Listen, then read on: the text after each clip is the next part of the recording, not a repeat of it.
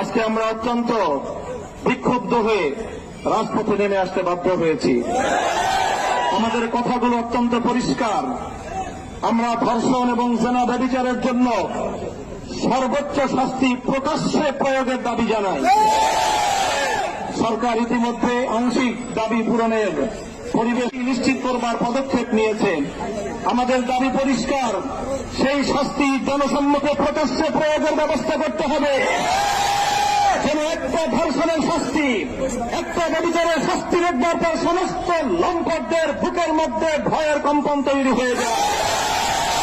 আমাদের স্পষ্ট আরেক দাবি হল, শুধুমাত্র ধর্ষণের কঠোর শাস্তির মাধ্যমে ধর্ষণ এবং ব্যভিচার বন্ধ করা যাবে না, এর যে উৎসমুখগুলো রয়েছে সেই উৎসমুখগুলো বন্ধ করতে হবে। নারীকে অশ্লীলভাবে উপস্থাপন করবার সমস্ত পদক্ষেপ বন্ধ করতে হবে। মাদকের অবাধ সরবরাহ এবং বিক্রির ব্যবস্থা রুদ্ধ করতে হবে। নারীকে যারা অশ্লীলভাবে উপস্থাপন করছে, সিনেমার বিলবোর্ড, বিভিন্ন চলচ্চিত্রের পর্দা, নাটক এবং টেলিভিশনের পর্দার মাধ্যমে যারা নারীকে ভোগ্য পণ্য হিসেবে, ব্যবসার পণ্য হিসেবে উপস্থাপন করছে, তারা মাতৃজাতির কলঙ্ক করছে। আমরা একটা সময় পর্যন্ত দাবি জানাবো, সরকারকে বলবো, এই যে রাস্তাঘাটে বিভিন্ন বিলবোর্ড, বিভিন্ন ডিজিটাল অ্যাডভার্টাইজমেন্ট, বিভিন্ন সিনেমা হলগুলোতে, নাটকের নামে টেলিভিশনগুলোর পর্দায় নারীকে অশ্লীলভাবে উপস্থাপন করার এই প্রবণতা রোধ করুন, এই অপতৎপরতা বন্ধ করুন।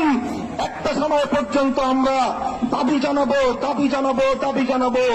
যদি আমাদের শান্ত আন্দোলনের ভাষা বুঝতে সরকার ব্যর্থ হয়, তাহলে তাওহীদি জনতা এই অশ্লীলতা আশ্রয়গুলোকে নিজেদের হাতে আমরা বন্ধ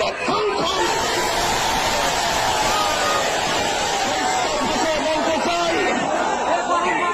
আজকে ইসলামপন্থী, ইসলাম বিরোধী নাস্তিকবাদের দোষরা তারা মামুর বাড়ির আবদার নিয়ে এসেছে।